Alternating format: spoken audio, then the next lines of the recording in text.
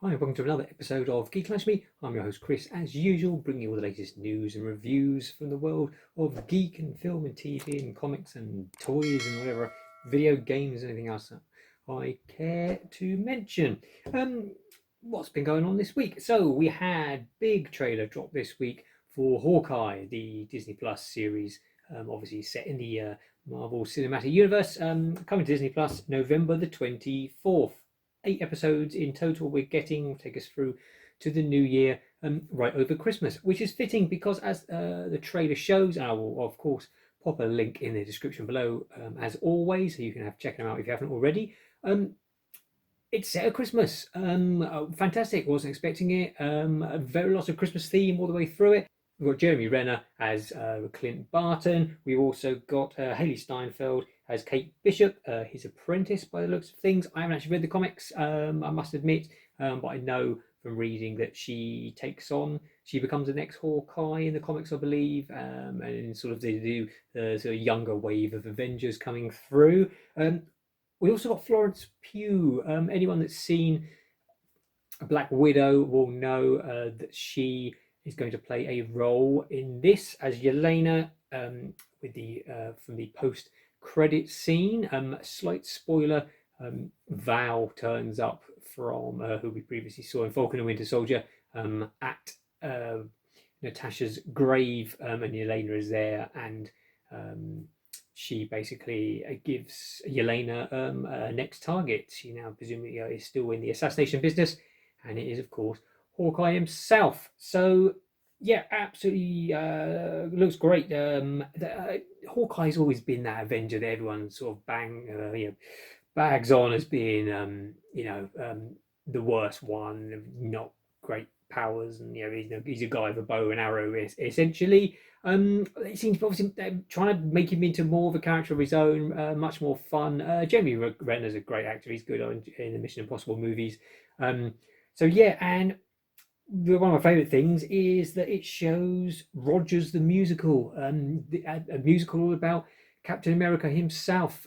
Something I never knew I wanted in my life, but now I hope to hell that someone does it for real, and we get to see a Captain America music on stage. Um, a big version with him singing. Was it the man? Star Spangled Man with a Plan. Yeah, absolutely. I've never know. I say never know I wanted that, and now I want it more than anything. So hopefully they do that. But yeah, Hawkeye. Yeah, looks really fun and really Christmassy. It should be a good treat over the Christmas holidays. What else do we get? Oh, the trailer dropped for Nightmare Alley, Guillermo del Toro's new movie. Always got time for Guillermo del Toro here at Geek Lunch Me. Absolutely love his stuff. Always have done. I remember watching Kronos, one of his very early films, back on Laserdisc at the time. Yes, I was that geeky Laserdisc player. Had a big Laserdisc collection before DVD took over. Absolutely loved the big silver platters that you had to turn over to carry on watching the whole film. But yeah, for the time, they were great. But yeah, I digress as normal. But yes, so we've got Nightmare Alley coming from Guillermo del Toro, hot on the heels of his sort of Oscar win. Was it with the Shape of Water? So it's based on a novel. There was a film back in 1947 starring Tyrone Power. Apparently this is not a remake of the film. It's more it's just another adaptation of the book, so being a bit closer to the actual themes and ideas of the book.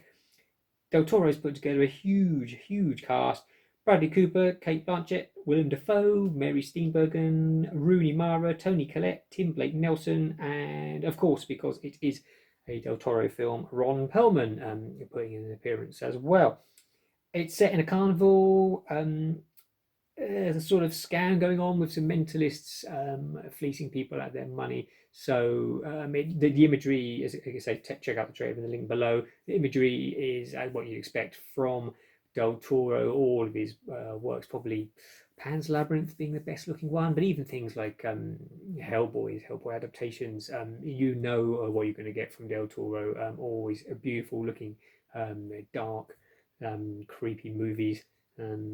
with heart, where usually any monsters that turn up are actually got the most personality and misunderstood creatures. It's a theme that Del Toro returns to again and again. Hopefully there'll be more something like that in it. I don't think the trailer sort of shows them the carnies, Willem Dafoe especially, talking about this, this sort of man beast thing in the carnival. Whether or not that's a big part of the plot, I don't know, but we will find out. It just says December, so I'm not sure the actual date of that one. But yeah, that is coming up shortly. Also got the trailer for Dexter New Blood, the new series carrying on from where Dexter finished off a few years back. November the 7th, that is coming. In the US, it's going to Showtime. I don't know what we're getting it on in the UK here. Possibly Star on Disney Plus. Some of their stuff seems to go there, but obviously with Sky as well, and some of the other cable channels, some of the other stuff you get, like FX and stuff, they seem to. Who knows? It could turn up anywhere. My bet is on Star, but we'll see. I know Dexter gets a bit of flack for the way it ended. I didn't mind it too much. Yeah, the series had sort of gone. It trailed off. The previous seasons were better. It trailed off any rate, and then the ending, when he disappeared on his boat in the storm, probably would have been the best place to end it. Obviously, the fact that he dumped all of his victims' bodies in the sea would have been a fitting ending. But there's sort of the little coda that seemed to wind people up with him as a lumberjack living out his life still. It didn't bother me that much, but this is bringing him into New York City. I think they've abandoned. Is it Miami? I think the original series was.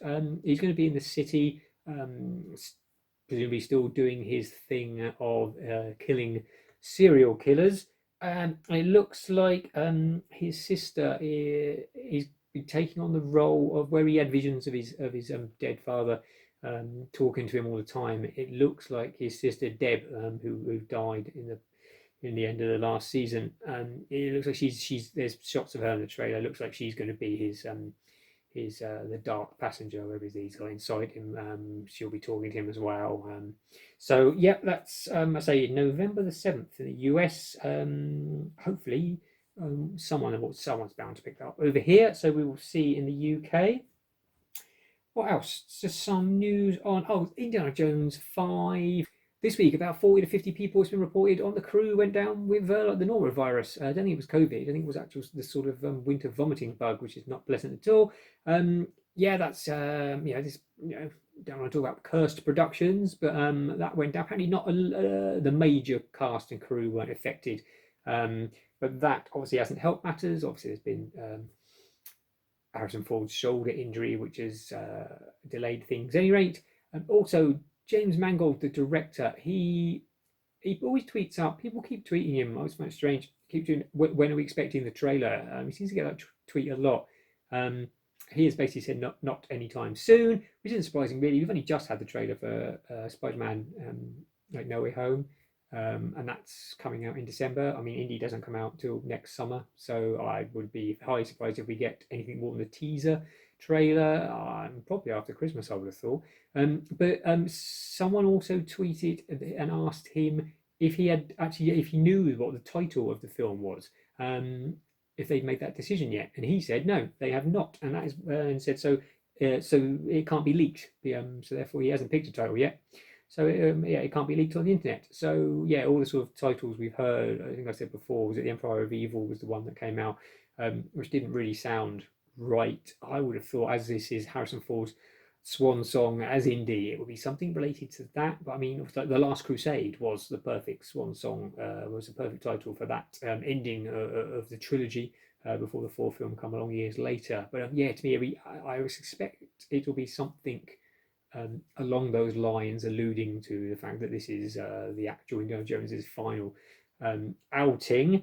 He did also again a lot of the more clickbaity sites and the YouTube channels that just want the clicks and stick up many old clickbait.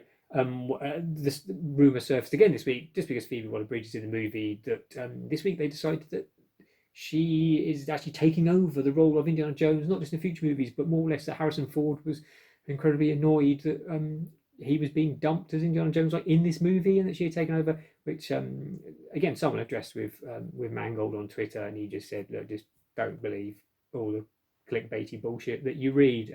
Absolute load of rubbish. There was also a small tidbit of news that Hailee Atwell is going to be the voice of Lara Croft in a animated Tomb Raider show that's coming to Netflix.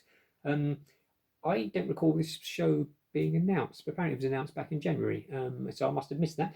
But Hailee Atwell, obviously as we know more as Agent Peggy Carter from S.H.I.E.L.D., is going to be Lara Croft. So it should be interesting. Apparently it's set after the latest trilogy of games, which sort of begs the question, and I imagine she was annoyed by the woman who did the voice for Lara in the games and didn't get a shot, but they've obviously decided, no, they want a bigger name to sell the series on. But I don't know, there's no word on what date that's coming out, so possibly next year there'll be a Tomb Raider show. I love those Tomb Raider games, the three newer ones. The first one particularly, where she goes to the island of Yamatai. I think the next two are good, but the stories are not as good and a bit smaller, and you tend to end up going to the same areas doing the same sort of stuff.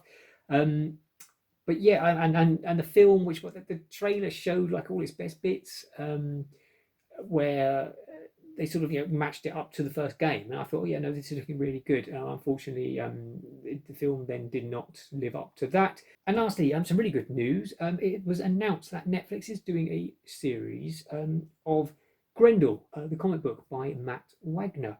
Grendel's been around for quite a few years. It tells a story of Hunter Rose, who has this alter ego, Grendel, where he is an assassin, and then he sort of becomes a crime boss, head of crime families. Then more people throughout the years take on the mantle of Grendel. Christine Sparr, I think, was the next one.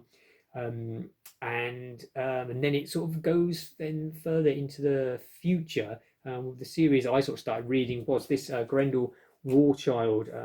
It's a collected version of where it's right in the future, and Grendel has now become he's Grendel Prime, and is this this like unstoppable cyborg. And then the last series that's come out was Grendel Odyssey, which came out, then got delayed because of the pandemic, and the final issue of that came out only a couple of months ago, so I still have that to read. But yeah, Grendel was great. So they're going with the initial idea of Grendel with say Hunter Rose as this assassin. That's not, so they've only just announced it, so that'll be a while off yet. But the comic books are great, very violent. It sort of deals with as the Grendels progress, becomes more of sort of the idea of revenge, and the Grendel is almost the devil in a way, that almost a spirit moving sort of from generation to generation. So yeah, they can go anywhere with that. They can stick with the Hunter Rose period, go say, or Christine Sparr. If they want, they can, if it's successful, say they can suddenly into the far-flung future with Grendel Prime. So that is coming. I say it'll be a while yet because it's only just been announced, but we look forward to that. That's about it this week. Not really any reviews. I've not really had a chance to see much. Marvel What If continues. I thought this week's one was probably the weakest one so far. It's What If Killmonger saves Tony Stark, and then so Tony doesn't become Iron Man, and Killmonger becomes his right-hand man, and but still lives up to his Killmonger nature and ends up sort of killing people. And it didn't really end properly. I've said before, I'm not sure what of these stories are going to continue in other seasons. I've got a feeling that Agent Carter is that story is being revisited. And I think the zombie one also had a sort of cliffhanger ending. I imagine that will be revisited, and then this one as well. I say, unless they were just going for a sort of downbeat end that Killmonger sort of triumphs. But yeah, maybe we'll get something in the future. But yeah, it was a bit of a low key one. And probably the least interesting one they've done so far. Still fun to watch, but yeah, not the greatest. So that's about it for this week. I will be back next week. Until then, take care and eat, geek, and be merry.